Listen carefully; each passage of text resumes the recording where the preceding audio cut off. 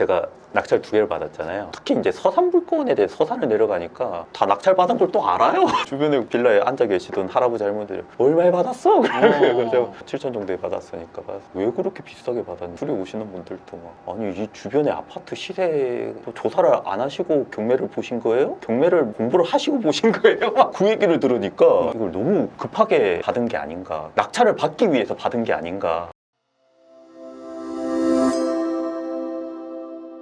근데 너무 심한 스트레스는 전립선에 영향을 주는 거죠. 그걸 느끼게 한 시련이었지만 결국에 선생님 삶의 전반적으로는 좋은 일이었구나라고 생각이 저도 되게 드는 것 같아요.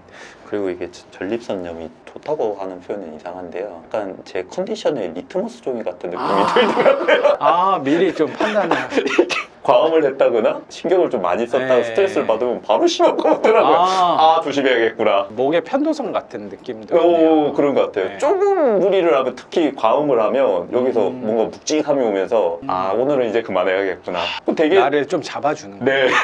불편하지만 나쁘지 않은, 요즘 참 새로운 걸 많이 알게 되네요. 그러니까 선생님은 오히려 불편한 요소 안에서 얻은 것들이 되게 많다는 생각이 드네요. 진짜. 근데 그게 진짜 신기한 게요, 예전에도 이런 순간들이 계속 그렇죠. 있었을 것 같은데 맞아요. 그거를 왜 요즘 계속 또는 예전에는 왜 그런 시그널을 지금처럼 해석을 못했을까, 그런 생각들이. 예전에는 진짜 부정적인 이벤트들이 일어나면 제 자신을 원망하고 남을 탓을 하고 그랬거든요. 술 마시면 정말 폭발을 해버리고 막 그랬는데 요즘은 그러고 있지를 않아요. 저도 좀 그래요. 원래부터 이런 사람이 아니었는데 많이 달라졌다는 생각이 저도 되게 들어요. 웬만한 걸로 소리도 안 내고 화도 잘 안 내는 사람이 좀 됐어요.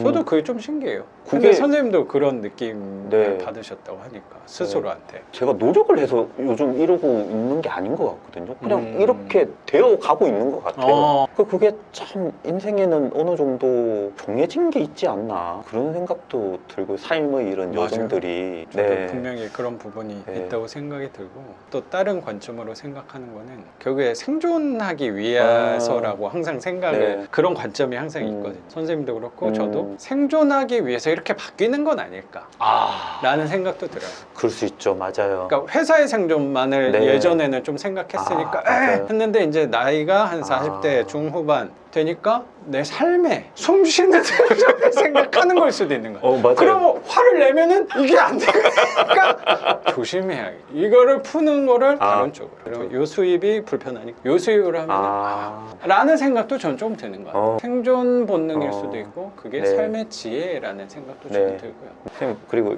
약간 좀 디테일한 부분이긴 한데 질문 드리고 싶은 게 있는데, 제가 낙찰 2개를 받았잖아요. 특히 이제 서산물건에 대해 서산을 내려가니까 낙찰을 받고 문을 따니까 이제 뭐 수리하시는 분도 오시고 다 낙찰 받은 걸 또 알아요. 주변에 빌라에 앉아 계시던 할아버지 할머니들이 얼마에 받았어? 그래서 7천 정도에 받았으니까 왜 그렇게 비싸게 받았니? 둘이 오시는 분들도 막 아니 이 주변에 아파트 시세 조사를 안 하시고 경매를 보신 거예요? 경매를 공부를 하시고 보신 거예요? 그 얘기를 들으니까 이걸 너무 급하게 받은 게 아닌가, 낙찰을 받기 위해서 받은 게 아닌가, 그때 멘탈이 많이 흔들리더라고요. 더군다나 그 서산물건은 MCI도 이제 적용이 안 되다 보니까 2천만 원 빠지고 그러다 보니까 생각들이 많아지더라고요. 선생님도 분명히 그런 당연하죠. 어떤 것들이 있었을 것 같은데 어떻게 좀 이겨냈다는 표현은 그렇고 어떻게 긍정적으로 풀어내셨어요?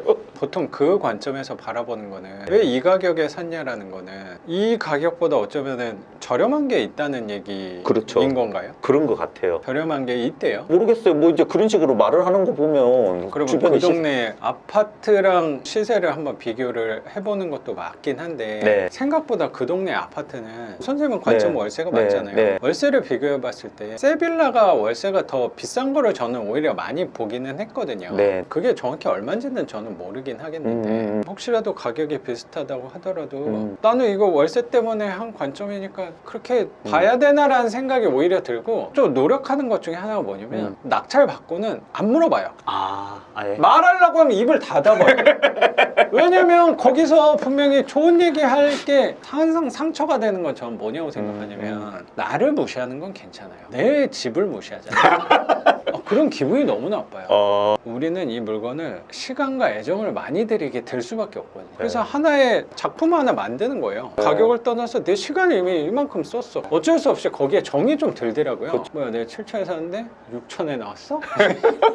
아니, 저도 있었죠. 반지하를 뭐 5천에 샀어요. 네. 근데 내 건 수리가 안 되고 막 네. 명도 하면서 힘들었던 집이죠. 네. 수리도 많이 해야 돼요. 근데 앞집이 올 수리돼 있는데 5천에 나와요. 네. 속상하죠. 어, 근데 이런 빌라라는 거는, 특히 네. 반지하라는 거는 네. 시세가 있나? 없죠. 그건 특수한 시기에 그때 어. 나온 거라고 나는 생각이 네, 들어서 네. 그거를 내가 꼼꼼히 조사했다고 부동산에 그게 나와 있을까? 네. 놓쳤을 수도 있잖아요. 네, 네. 제가 생각하려고 노력했던 거는 저희는 장기적으로 계속 월세를 맞아요. 받는 거잖아요. 초반에는 어느 정도 그분들이 말씀하시는 맞아요, 일반적인 맞아요. 시세의 기준을 넘어서는 그 자금이 투자될 수는 있겠지만 길게 뭐 10년, 20년, 30년으로 보면 맞아요. 계속 수익을 뽑는 거니까 그 생각으로 하면 조금 더 긍정적으로 생각할 수 있지 않나. 맞아요. 네. 그거 선생님이 월세 방향으로 보고 투자한 거니까 그거랑은 별개라고 생각하고, 혹시라도 선생님 물건이랑 일반 매매랑 똑같은 가격대가 있다고 하더라도 일반 매매는 대출이 무조건 적어요. 그렇겠죠. 네. 감정가가 경매 네. 감정가를 따라올 수가 없기 네, 때문에 네, 네. 어, 대출 비율에서는 그렇죠. 방카형 카드 없어서 못 썼다고 하셨지만, 이 물건은 일반 매매는 아예 그러면 안 나올 거예요. 방카형 네, 카드가 네, 없었으면. 네, 네. 그러면 이게 수익률이 좋을 수밖에 없거든요. 그게 꼭 같은 가격으로 봐야 되나? 그럼 우리는 결국에 내 돈 대비 얼마가 들어오는지를 봤을 때 일반 매매보다 선생님께 유리할 수밖에 없어요.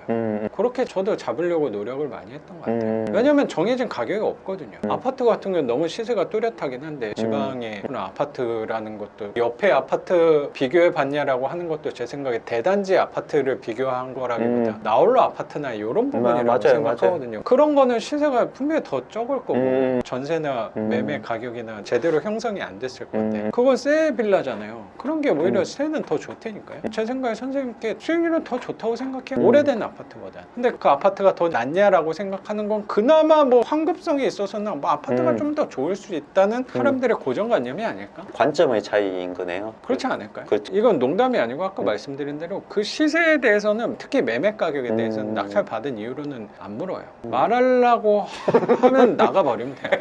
그리고 분명히 선생님 내놓을 때 이런 경우도 좀 있어요. 매물 내놓으면 뭐, 이 가격에 좀 내놔달라, 저는 50에 좀 내놔달라 하면은 자기는 못 내놓겠다라고 얘기하시는 부동산에서. 분도 되게 많거든요. 네, 네. 가끔 있거든요. 거기서도 되게 상처를 받는 것 같아요. 그래서 제가 부동산이나 잘 안 가요. 이게 대면에서 잘 안 가게 되더라고요. 전화로 하고. 뭐 안 되면 뭐 딴 데 하면 되죠. 그러다가 그것도 또 상처를 받게 되니까 인터넷으로만 올리게 되는 것 같아요. 인터넷도 뭐 열심히 하는 부동산들은 그 글을 보고 연락이 오는 거죠. 그것도 결국에 저의 생존 방법이었던 것 같아요. 저도 마음이 약하다 보니 그런 상처를 많이 받으면 이게 오래 못 갈 것 같으니까 내가 오래 할 수 있는 방법은 차라리 대면을 하지 말자, 온라인으로 하자라고 저도 선택한 거 아닐까. 살기 위한 방법이었어요. 저도. 근데 그 선생님이 선택하셨던 그 방향 자체가, 저도 예전에 경매학원 다녔을 때는 선생님도 잘 아시겠지만 무조건 그게 안에 사람이 있더라도 띵동을 누르고 들어가라, 부동산을 다 돌아봐라, 그런 거 엄청 강조를 하잖아요. 그렇게 해야 그게 네가 힘들고 부끄럽더라도 극복을 해내야 된다 그러잖아요. 근데 저는 선생님 수업을 꼭 들어야겠다라고 생각을 했던 게, 선생님은 그런 거를 강조하시지도 않고